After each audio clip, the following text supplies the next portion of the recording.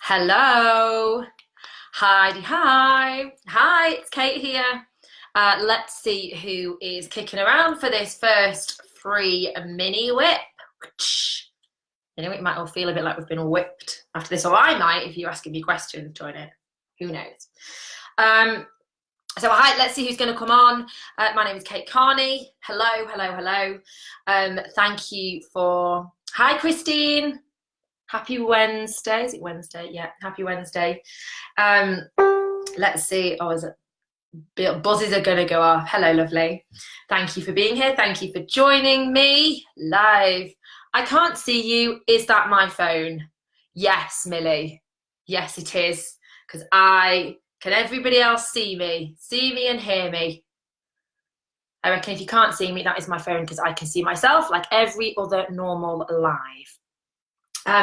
First of all, let's do the basic things, the things we need to do before we start lives. When we start them, we need to put our phones on airplane mode. To get rid of it, get rid of our screens, get rid of our distractions, get rid of everything else. Close down all of the bots and chat bots and all of that. So hi everybody, thank you for joining me on my first mini whip. I thought it was a cute little name. For anyone that knows my branding, it's all ice cream themed. You should know it. You're all in the group. You should see it all. All ice cream themed. So I thought mini whip was a cute name. So my name is Kate Carney. I am as a strategic marketing consultant. Millie can see me. Hi. I've been a marketing consultant for 14 years. The first 5 of those years, it was my side hustle on the side. And for the other, what is that? 9 years, 10 years, 9 years. It's my job, my career, my life. What I do. So thank you for joining us. So this mini whip is about ideal target customer and why it's important, how to profile them, the importance of doing it, how to do it, and some tips on how to find the ideal target customer as well. For those people who have been on a free challenge previously or are on the next free challenge, ideal target customer is the first thing I always talk about. When you're connected to your ideal target customer, it is so much easier, so much clearer to find your routes to market, to align your messages. So the 4 things I talk about on the free 5-day challenge are things my true loves, are who your ideal target customer is, what makes you different and special. That's absolutely fundamental. You're connected to what makes you different and special. What your key messages are, so the key messages, things you use to execute your branding, your tone of voice, your products and packages, and last but not least, your products and packages. I think products and packages and ideal target customer are at my heart. They are the 2 clear key things. So we're going to go through what you do to profile your ideal target customer. So I'm going to start with a few sentences. The first sentence is, the more we know about who our ideal target customer is, the more we know about our ideal target customer, I'm looking right at the camera here, the easier it is to create come up with new products and services for them. So the more we know about them, the easier it is for us to think of things that we could deliver, create new products and services for them, or align the messages, stuff we say, how we position ourselves, align the messages about our existing stuff we already do, our existing products and packages to our customers. So that starts, so there's 2 parts to that sentence, starts with knowledge about the ideal target customer. So I want you to keep that in your head. Oh, and there's actually, I'm just going to pop the URL in here as well. Let me just put this in and pin it. I've created, yeah, let me just, bear with me 1 second. I want to do this because I've created for you. There you go.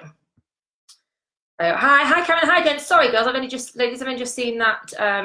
I can pin. I've just put a post on. Pin comment. Okay, so I've just pinned a comment, which should be at the top in the chat box, and that is a free custom avatar template for you to download. Okay, so the more we know about our ideal target customer, the easier it is to create products and services for them, or align our existing products and services, our existing messages about our products and services to them.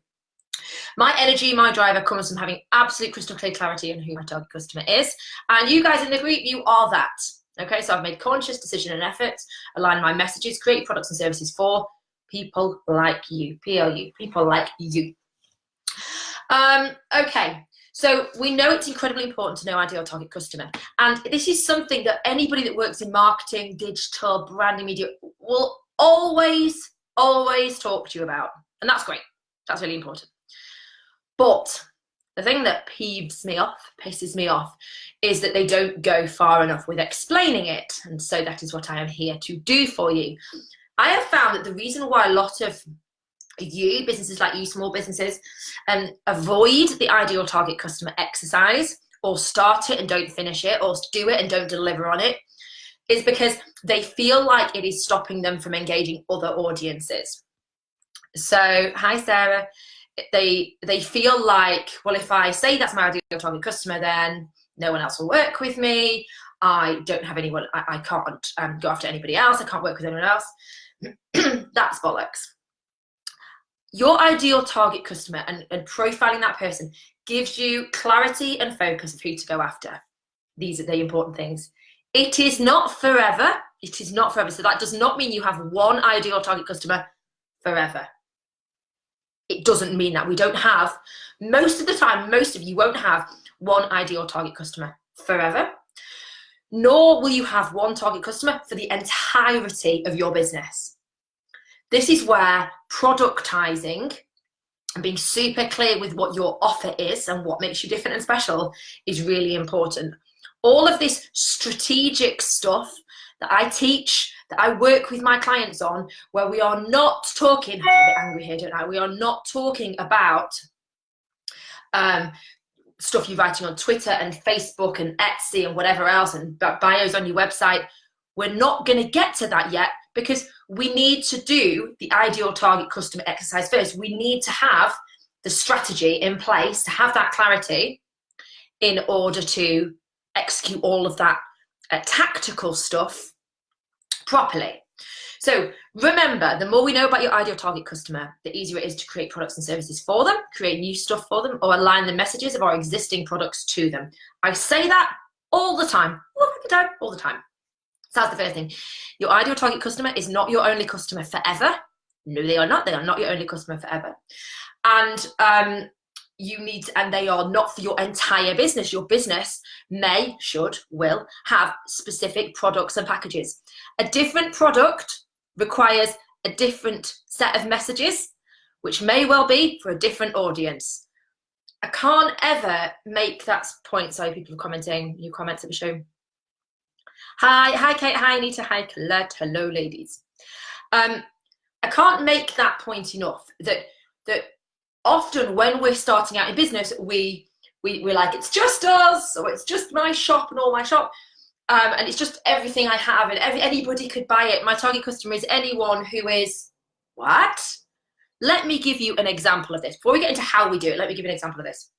I ran a workshop yesterday at the University of Chester, and I did ideal target customer, I only did half an hour on it, right? Half an hour exercise. A lot to get through. It was about selling online. One of the chaps said to me, I know it, I've done it, I've nailed it, I know who my target customer is, it's parents. And I literally did a dance. I did like a dance around the room. And I was so happy because I went, perfect, John, thank you, you've just executed and delivered on, justified my point. He said, yeah, it's my target audience is parents. And I said to him, and I want you to think about this example. So your target audience is parents. Tell me what you do. I won't reveal who he is, but he told me what he did. And I said, okay, so is your target audience parents who have got no money, they're on income support benefits, that have 12 children, that live in a council house in a socio-economic deprived area, where the dad is in prison, and 3 of the kids are in a youth offenders section. They're young, because the mum and dad, the biological parents of those children, so making them parents, you've just said they're your target customer. And he said, well, no, not them. Aha. I went, yes, you're right. No, not them. He said, well, they're parents who have a certain amount of income. Okay. So that's not them. They're parents who want to send their children to private school. Okay. That's not them. So we are all of a sudden, and he went through, we eventually got to the fact it was the mum of the 15-year-old boy living in a certain geographic area who wants to go to university, wants to go on to sixth form and needs some tuition and stuff to get into sixth form. So we went from parents being his target audience and his messaging being parents need this. Here, parents, to this is my target customer. This is what they look like. Excuse me. This is how old they are. This is their current financial situation, making some approximate guesses, making some assumptions. This is geographically where they live. And I'll talk about online. We might let me talk about online, online geographies. Geographically where they live. He knew we then profiled some stuff about their lifestyle, what they're interested in, how many children they might have, their intention around what they're trying to achieve. We went through a profile. So in the pinned comment in here is a customer avatar template with some tips and some big questions in it. It's free. You can download it. I made a landing page. Anyone's in my master whip, we'll see. I made a landing page in about 12 minutes. It took me. Hooked it up. It's done. So that is free for you to download, and you will land into my email distribution list. I hope that's okay. You can unsubscribe anytime. Anyway, it's a really useful PDF for you to ask yourself and answer some big questions and profile your customer. What I want you to do is to really, really get yourself in the mindset of that person who is going to be, and I'm going to say for now, buying your services. I know many of you may have a service or operate a business where you have clients who pay, physically give you money, and you have users who don't give you money but use the services that you provide. Often that's the case in the B2B world, business to business world. But what I want you to do is to profile your customer. You are profiling your customer for a product or package that you offer. The more products and packages you have, you will profile your customers for each one. When you push out your products and services, you are looking at the routes to market, where you find them, where they spend time for that product, for that customer. So this is why people often avoid this exercise, is because they think, well, for my entire business, I don't only want to work with mums of 15-year-old boys in Wilmslow. I don't want to work, there's not enough of them. I know that. We know that. But we need to be clear and focused on who your target customer for a particular product is. And if you don't have a product or service, or you haven't packaged up your offering, hi Morag, hi folks, then you need to put some thought into that. And that is one of the days, I think it's day 3 or 4 of the 5-day challenge in February. By the way, sorry, I should have said, you are absolutely welcome to ask questions as you go along, as I go along. I want this to be you asking me specific questions about anything I'm talking about, so please feel free to do that as we go. Just like jump on, because I'm sure if you've got a question, then other people have a similar sort of ilk.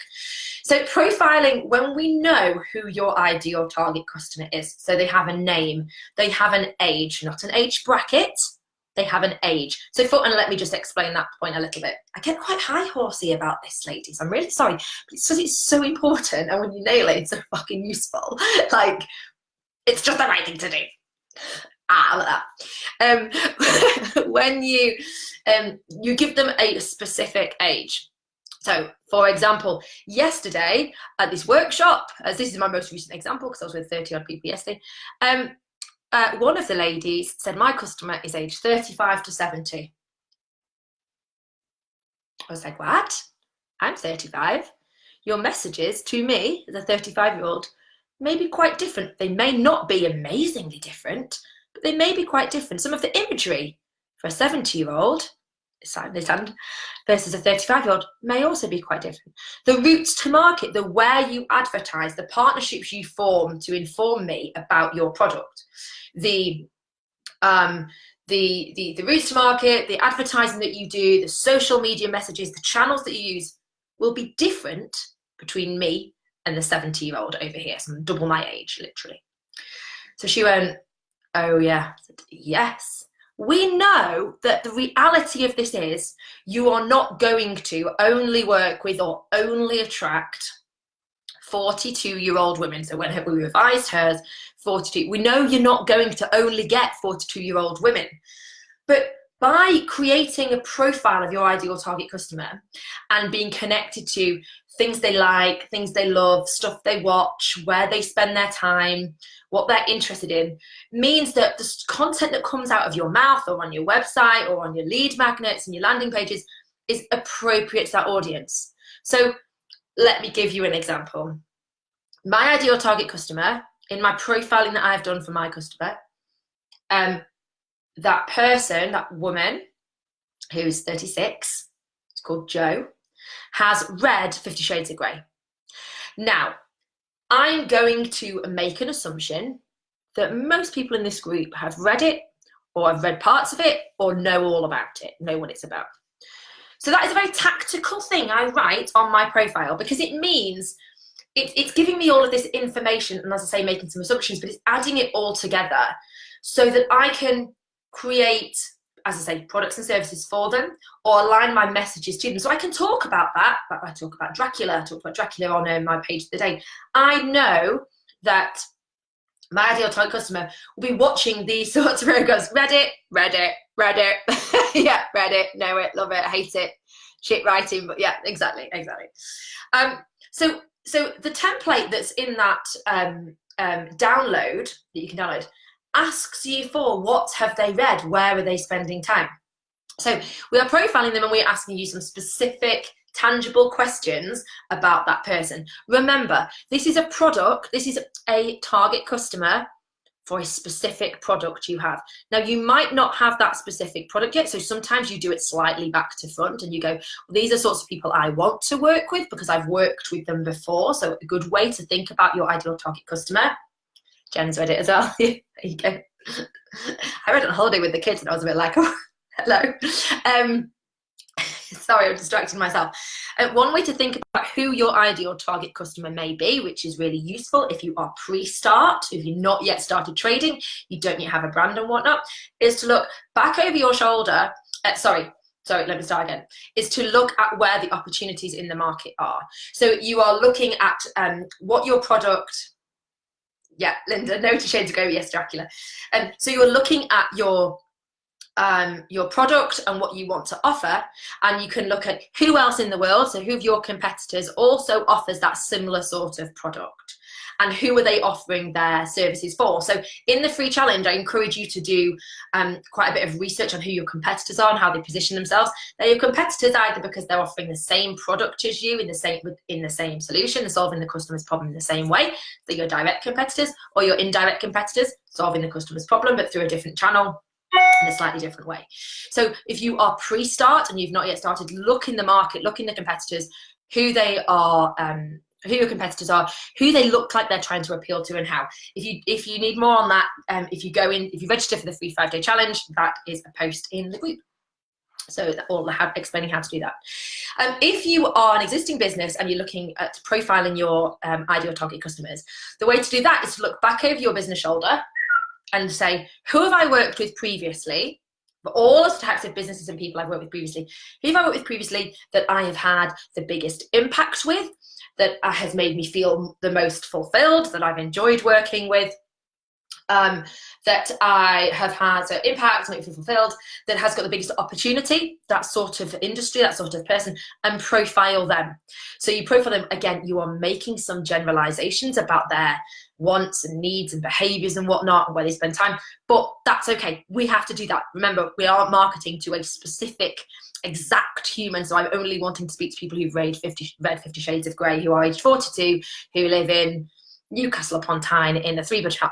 We're not doing that. I mean, you can profile that, but you're not going to end up marketing just to them through that specificity. But looking back over your business shoulder and asking yourself, who have I worked with before that I want to really push this product out to? Let me profile them. Let me give them an age, a name, what they're interested in, what they love, they like, they loathe, where they spend time. And the biggie, the really big important bit, what is their problem? What's your problem? What's pissing them off? What's driving them crazy? What's annoying them? And now at this stage, and you'll see this in the download, this is not about you. This is about them. We are indulging in them, because if we want to be, because we're entrepreneurial folks, if we want to be open to the opportunities to creating something new, we need to be indulged in what their problem is, and then we can create a solution to fix it. Or we say, we've already got a solution that kind of fixes it. Let's align our messages to that problem. And a very tangible example, oh, sorry, comment. Reddit 960. Karen, I'm going to come back to that. Morag, so even though I want to charities as a group, I need to think about specifically dealing with the treasurer. Yes, yes, yes, yes, yes, yes, yes. Yes, you do. You need to be specific. Job title, age, demographic. Yes, the treasurer, exactly.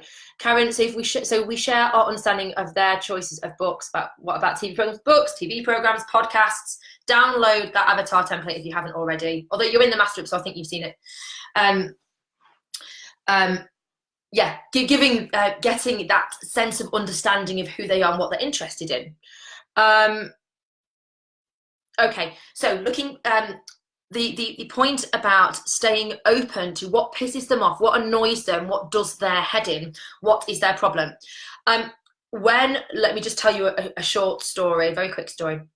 So in the world of research, so when my business was commissioned 4 years ago now, in 2016, January 2016, we did 9 months worth of mental health research, right? So research into experiences, needs and expectations of people with and without mental health conditions across Cheshire. So it was a big, long-term piece of work over 9 months. What became very clear is from those users, so there's people who had mental health concerns, I was doing research with them, it became clear that there was a gap, okay? I won't go into what that gap was, but there was a gap. What I did was built a platform and a brand and a solution and a package to plug that gap for the user. But what I knew was I ain't getting any money out of the user because I'd looked at the competitor landscape and gone, okay, that's not really the right thing to do for lots of valid reasons. Who would be my target customer? So I had to look at and learn about the structure of NHS England, the structure of clinical commissioning groups, research. So at this point, I'm not thinking about my product and my solution. I'm thinking, let me just look in the world, what else is happening in this space? Let me try and get my head into who are these mental health commissioners. And so I profiled the mental health commissioners, but I had to know what their problem was, because there was no point me having a solution that was just there for the users when commercially that wasn't going to, frankly, earn any money, cover its costs or anything. I had to create a financial model, an operational model, and a series of messages that appealed to my ideal target customer, the person that was purchasing, that was buying, that was giving us the money. So by profiling them, I had to ensure that in that profile, I knew what pissed them off, how long they'd been in their job, what their job title was, what their problem was. And actually, it was in part about addressing the challenges of NHS England. And it was also in part about showing off to their other CCG colleagues because it's incredibly competitive.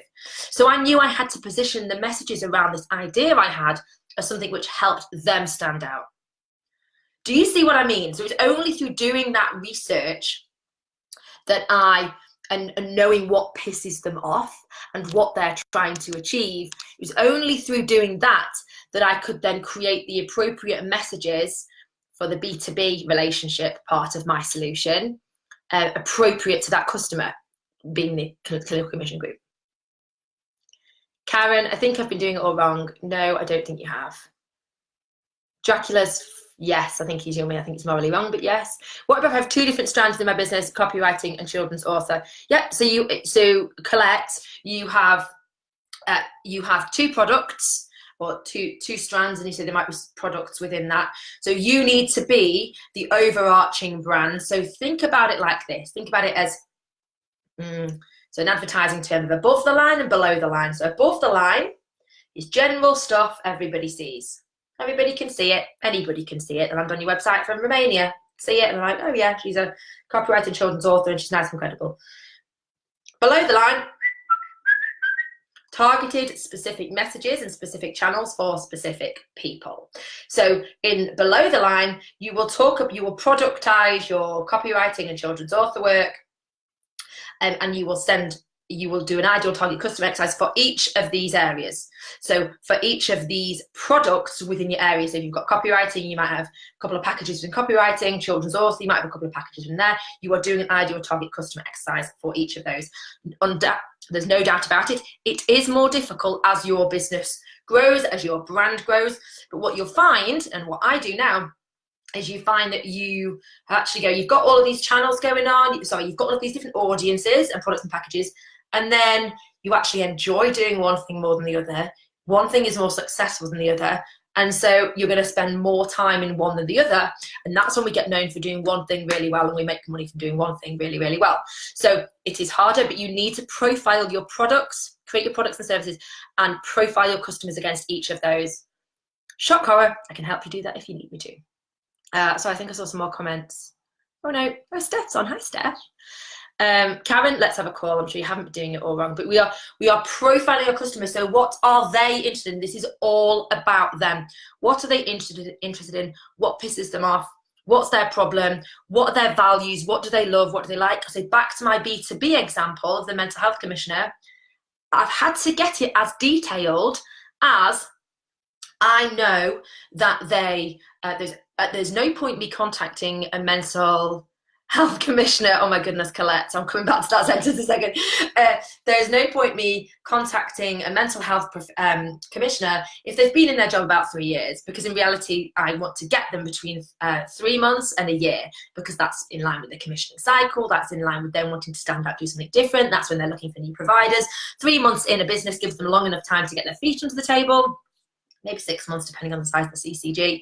So pulling it through the line, when I'm looking on LinkedIn and I'm following NHS clinical commissioning groups and local authorities, I'm looking for job alerts, I'm going to keep my eye on that baby, because thinking like a recruiter, when there's a job, it means there's a vacancy. There's a vacancy, it means people are going to apply for it. People apply for it, somebody gets it, they're in 3 months, they're my target customer. Comprende? Well, Kate, thanks, Kate. So I don't need 2 websites. So you'll either need 1 or 3. Colette. There's no doubt about it. It is easier to tie those things together. And actually, Colette, your 2 products are so aligned with each other that one adds value to the other, so you only need one. So your copywriting and how amazing your copywriting is your credibility as a copywriter is reinforced by what you do as a children's author. Your work as a children's author is in part made even better by the credibility you are a copywriter. So I think just planning out your website and thinking really cleverly about it. No, you don't need 2 websites. What you may need is landing pages. You may need some your very clear product offerings. Obviously, I don't know what they are, but no, in your world where one adds value to the other. So because you're a copywriter, you're more credible as an author. Because you're an author, you're more credible as a copywriter. That's a beautiful example. It's a beautiful example. Christine, as a distiller, hello distiller, we have numerous blends and several audiences, distributors, wholesale, trade, corporates, face-to-face and online. Okay, so we're going to do some profiling for your target customers, and you have to pick one. So in my dream world, Christine, with your example, in my dream world, you will have your target customer, so your profile of target customer for each area. Online will, my brain's getting ahead of me. So you will have a target customer for each area. So you would have done that profiling exercise.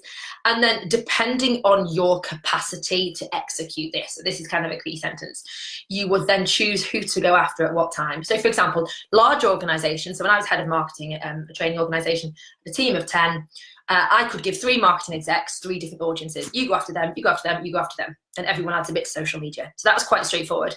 When it's just you or a small business, the cleanest and clearest thing to do, to treat it as a campaign. Remember, we can forever sell to all of these people, but we're going to put our energy, we're going to lean in, not on my hand just yet, lean in, focus on one audience or one particular time. That's when we treat it like a campaign. So we are pushing, we are pushing this product to this audience for this duration. When we get super clear with the ideal target customer, the routes to market set up, where they are, where they're spending time, we are advertising in the right area, we're using the right hashtags for that group. So your trade and corporate You might have a separate section of your website for trading corporate. You're following different social media profiles. You can blend some of your social media content to talk about trading corporate across with your retail stuff as well, but you might have a separate retail brand. When you've got one going nice and clearly, then we can do another one. But that starts to depend on your capacity. And without a kind of a proper chat with you, which I'd love to have because you're a distiller, and my dad owns a gin business. I didn't talk to you about that before, then he does. Whichever is the most profitable, whichever has the most opportunity, is where you would start first. And if you are in a retail business, if you can get volume first, so you're getting your B2C brand up and running, but you want to get some volume out there. But we need, in order to get the volume with the B2B, so with the hotel chain or pub or restaurant, whatever, they need to see a B2C brand going as well. So you're doing a bit of juggling, one, and then you lean in on focus on one. Morag, where would you research what a treasurer's problem is, or if they are competitive? Do I need a specific one that I stalk? Yeah, so massive fan of LinkedIn stalking, massive fan of trying to build a relationship with one, looking across at your network, your previous people that you've worked with, and trying to talk to one. So when I was establishing the mental health platform, I had already done some projects with a commissioner, and she wasn't commissioning for the research bit that I was commissioned to do. She wasn't working on that project, but I had done a piece of work with her previously. So I basically tapped her up and went and said, let me ask you all these questions. Let me talk to you about how does the commission structure work? How does the procurement model work? So you've got to have multiple sources of information. So do as much digging as you can with charities. Speak to national charity organisations, see who you know that works in a charity, and try and get your headspace in the headspace of a treasurer. Colette's gone, yay. Didn't think of that, thanks. Spirit of Skegness, yes, Christine, you're right. 8 new comments. Oh. Okay, so that's fine. So at this point, we have now thought about the product and package that we want to take to a particular customer, and we have profiled that customer. We've hopefully done some work on creating a product and package, and we've hopefully done some work on what makes you different and special. That is like for another day. I think they'll be my next 2 mini whips for another day. We are then saying, okay, how do we reach them? Now, reaching your ideal target customer. So part 1 is we profile, we know what we want to take to them, and we know what makes us different and special. And we've done all that strategic stuff, and we've done our competitor analysis. So this is strategy, right? Now we're going, where the fuck are they? Where are they? Going to go and get them, want to go and get them. A nice quick way is look at your competitors. So if you think tactically about hashtags, look at your competitors, the hashtags that your competitors are using, the keywords that your competitors are using, and who is following them, who is engaging with them, and profile those people. And be where they are. So when we know what makes us different and special, we've got a product and package to take, and we've identified our key messages and our target customer, then we need to take all of that out, routes to market. So whether we're doing advertising or like we're doing in the masterwork, we're building a lead magnet and a sales funnel, pulling them into your sales funnel and teaching them about what makes you different and special and pulling them into being a purchaser. Or we're looking at our competitor sites and look at what hashtags they're using, what other programs, what other stuff external to your customer, who else is trying to engage your target customer. That's the sentence I was thinking of. Who else is trying to engage your target customer? Where are they advertising? Where are they marketing themselves? What routes are they using? That is a good starter for 10. And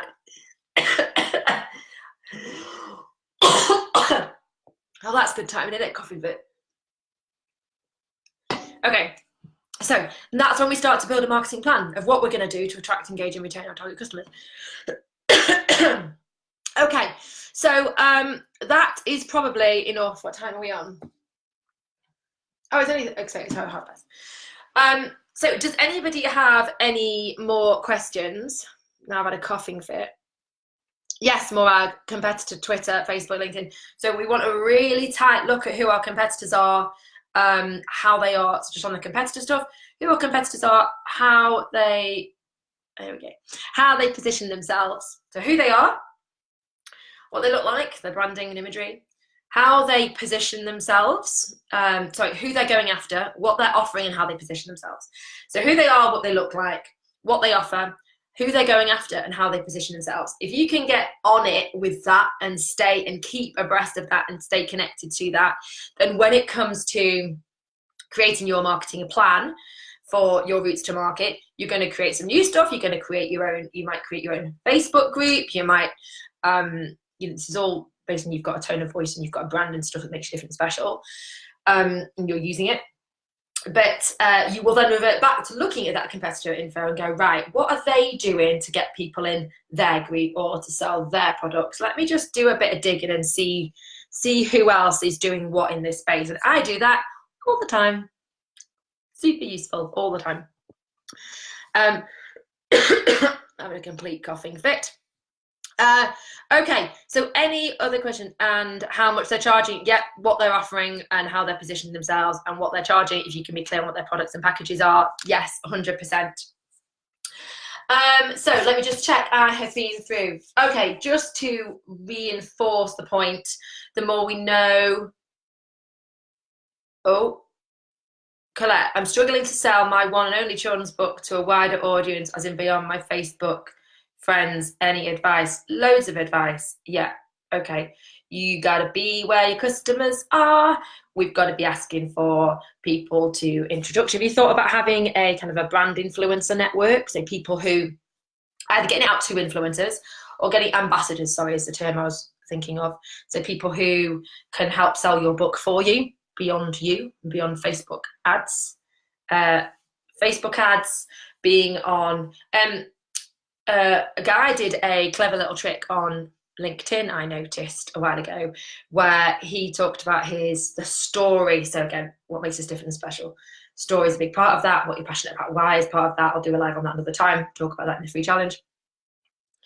But really communicating that story, and he did a really nice job. So he'd written a book with his daughter, and he got his daughter to read it on a LinkedIn video. Don't ask me his name, can't remember his name, but I just remember thinking it was really good. So good, I bought the bloody book, didn't I? And it was a really nice execution. Him telling his why was a really good way of engaging and talking about why you do what you do and how you do what you do are invaluable. And so, yeah, you need a marketing plan. You need to look at who your target customer is, which are the routes to market, how you're using your messages effectively. If you're not in the free challenge, Colette, you need to be. Jen, how much they're charging. Morag, same with customer groups, e.g. Novo, as well as their own sites. Problem is loads of different charities. You just need to focus in on one. So think about the size of the charities. It's not just the treasurer, the size of the charity, the geographically where they're based. So this is going to be my point. Okay, even if we are selling online, oh, Jen, Bookstagram, nice one, Jen. Even if we are selling online, so we've got a product or a package that we want to, that we can take online, or there is an online offering, I still endorse going geographically specific with your marketing to start with. Let me give you some examples. Especially if we're a startup. Okay, so we all know, or it is well established, the power of face-to-face sales, the ability to have a conversation with somebody. If you are selling a high-ticket item, and I know some people in my Master Whip are, if you are selling a high-ticket item, the power of face-to-face sales, I'm going to slash the ability to build a relationship with them over time, is really important. But let's focus on the face-to-face sales bit. If we believe in the power of face-to-face, and we believe that we're great when we're having conversations with customers and building relationships with them, getting them to see what we're like, but pulling them into know, like, and trust, and then into our sales funnel, face-to-face is brilliant for that. We don't want you traveling across the whole world to do face-to-face sales and appointments and meet people. We want you to do it in a geographical area closest to you. So when you profile your customer, even if you have an online offering, make sure you are saying people like this who live in this area, and then we pulse out from there. That's how we get traction. That's how we get known. It also means we can, oh, husband's walked in midlife. Sorry. You coming to contribute? No. You don't need me. Get out. Sorry. Going to France. Going to France. Take your suitcase. Get out. Get out. Yeah. See you later. So if we believe in the power of face-to-face and our ability to engage people when they are with us, then when you are profiling a customer, even for an online offer, go in geographically tight to start with and pulse out from there. So if you think about Facebook groups that you can join that are geographically specific, Northwich, Nantwich, whatever, raise your profile in that area and then pulse out from there and then take it online. Starting networking with Greater Manchester. Oh, and sorry, before I address that point, the importance of a face-to-face is it gets us really comfortable and confident talking about our content, talking about how we position and how we position ourselves, and it's really useful for the content of our 60 seconds elevator pitch, getting it out there, which then makes it so much easier to do online. So the two then become kind of transient and it's all easier, because otherwise you end up being really, really good face-to-face and unable to, oh sorry, the dog's here, one of the dogs is here, hello. Face-to-face and unable to say it online, or you get really comfortable online and then you don't ever talk about it face-to-face. Starting networking with Greater Manchester Chamber and CIC Umbrella Group. That's right, CIC Umbrella Group sounds great. Greater Manchester Chamber, yeah. So that's the example of kind of above the line messages that where everybody, organisations where anybody could go to, and then you will absolutely find the more we know about our target customers, you will find some audience-specific hashtags like Jen's reference. Events, networking groups, yeah. Great book accounts on Instagram, packs and some copies to influencers. Love an influencer strategy. Yes, sign up for free challenge. Yes, please do. My how and why I do it, because I'm seeing obviously I need $1 or totally off record. Millie, that's a little bit for another time, but so I'm just gonna slice the top of that off and comment on it. Why you do what you do. What you're passionate about, why you're passionate about it, and the impact you want to have on the world. And how you do it is how you deliver on it. So literally might be the process or the steps you take a customer through. So we've got our passion, emotion, engagement, and our how we do it. Single mother $3 million. No, we don't want to talk about that. We know that. We know we're in business. We know that we're here to make money. You guys are all clever, intelligent women. I think you're all women. You know this is me giving value to a group in the hope that over time we build a relationship and that relationship turns into a commercial transaction, commercial relationship, us getting together. You know that. Your customers know that too. We know that we're dealing with a business, but people don't buy into, I'm doing this because I want to make money.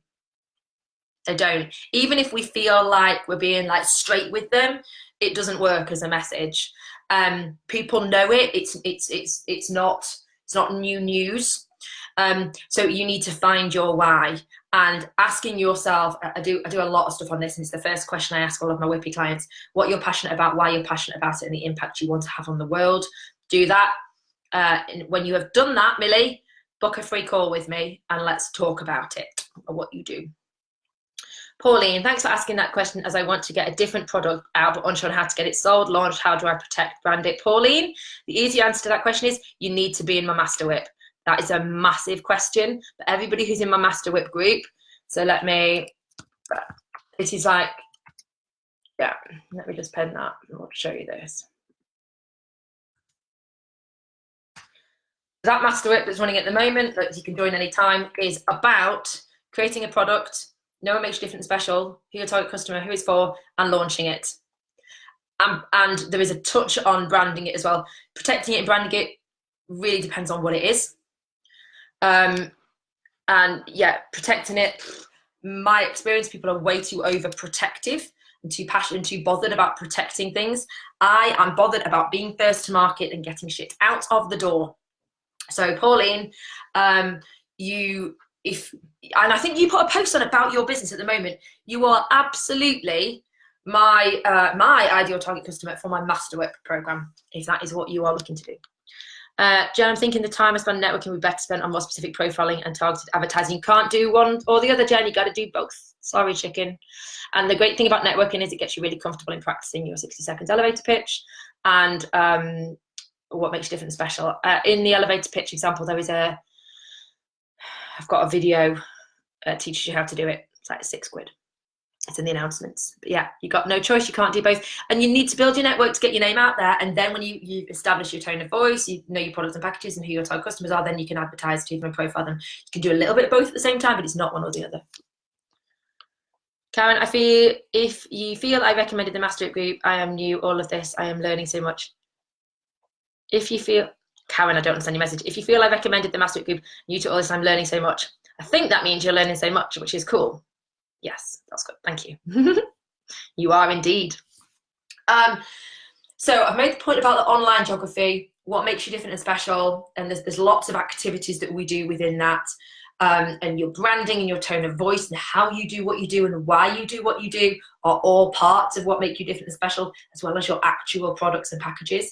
There's lots of different things in that, and in the Master It we do exercises to help us get our head around that, so we can create a landing page and a sales funnel and get customers in. So profile them, the avatar tool that you're welcome to have and download. Remember, for your target customers, you're talking about one product with one solution, and we need to understand what their problem is to align the messages for our solution to it. Pauline, that is why I want to protect it. I want to be the first. I have seen familiar, but some of mine are different. Protecting it comes in lots of different ways, trademarking it, copywriting it. Being first is protective in it if you are genuinely the first with a new product and you document the fact you've got a new product, and you that buys you time because you register it with, register it with company's house, or you can trademark it. I would not get hung up. I don't know what it is you're talking about exactly, but I would not get hung up on protecting something. I would get hung up on being first. The two are not necessarily the same. I would flesh out your idea, who it's for, what makes you different and special, as much as possible. Get it out there, get it visible, and then look at what you need to put what you've got the rights, the IP on, the trademark, all those sort of stuff. That is where you need to have a conversation with a specialist. I have been through the trademarking route with all organisations. Mine decided to take us to court. They had 60 days to contest our trademark. They contacted us at 4:30 on day 59. That night, and I'm not a stresshead, that night I crashed my car and wrote it off because I was really anxious. I was really, really upset. They are buggers. And 2.5, 3 years later, we won the trademark anyway. So just in case they're watching. Jen, okay, that makes sense. George, I can really recommend the Master It. Sent my packages in last week. Yay, we did do your packages, George, and we have sold a package as well. Yeah, so that's awesome. Okay, so we've talked about more we know about our ideal target customer, the easier it is to create products and services for them or align the messages of our existing products and services to them. That is so important. Talked about the free 5-day challenge, which starts on the 3rd of February in the announcements. Master It. If you're in, you're in. We can have a chat about that, but that is like this on acid with lots of stuff, daily activities and whatnot. Profiling tool you've got. The back to reminder of the story, your target audience aren't parents. Not parents. It's the mum of a 15-year-old boy who has this problem in this geography, this postcode, who earns this amount of money, who's interested in these books. We've got the user, the son, and we've got the parent, the mum. And our marketing is going to be to the parent. We don't need to be on TikTok doing dances and stuff. Any more? After another comment. I agree. Copywriting, protecting the product, focusing on launching your product first. Nice, Vicky. Yeah, you've just got to be out there. The more time we mess around with you need to be out there. You need to build it, create it, launch it, get it out there, or even do what I do, which is sell it, make a bit of it so you know what it is and you know who it's for and the features and benefits of it. It doesn't have to be fully built, it doesn't have to be all written, it doesn't have to be all created and filmed, does it, Master Whippers? We don't have to film it all. Not film week 5 yet. We just know what we're doing, who it's for. We get it out the door. We set it up. We get a launch going. We get talking about it. We build our tone of voice and our reputation. We build relationships with B2B audiences. Oh, sorry, I thought George had written something. So don't procrastinate. That's a good thing for someone who never procrastinates to say to someone that might do. Don't procrastinate. You know, how helpful am I? Don't procrastinate. Right, folks. Well, that is it. I will do another mini whip on maybe on passion and part of what makes you different and special another day. If I can ask a direct favour from you, if you can help me get to 1,000 members, I've kind of got this target in my head and I'm a bit like a Jack Russell with a bone now. I'm like, I want do it, like, we'll find a way, we will do this. And I'm a bit scared that we won't, but we've just hit over 900, so I'm like, oh. If you found this of use, if you find the group useful, and even if you just think I'm socially acceptable, please encourage other people to come into the group. It's an engaged group, you know, all the other coaches, all the other people tell me I've got a really engaged audience. Yeah. But it is, and it's great. And I'm not going to lie, it gives me a real sense of satisfaction knowing that I am adding value, that I'm actually helping, because, yeah, it's really, really important to me. It's part of my why, which I will share in another session. Thank you, Jen. Super duper. All right, lovelies. Right, well, I'm going to speak to, I've got a call with one of you lovely ladies in any moment now. Yeah, 10 minutes. Just enough time to have a brew and a wee. Pleasure, Colette. Thank you. And I will see you next time. Yes, Karen, do book a call. In fact, Karen, let me just put the link to the call in here, so if anybody wants to book a call, they can. Bear with me, callers. Here we go. So, folks, there are a few links in there. The last one I've just put on is the schedule a call. So you're just welcome to book a call, 15 minutes, talk about whatever you need to talk about, and I will help. Bye, Morag. All right, see you, folks. Bye. Thank you. Bye.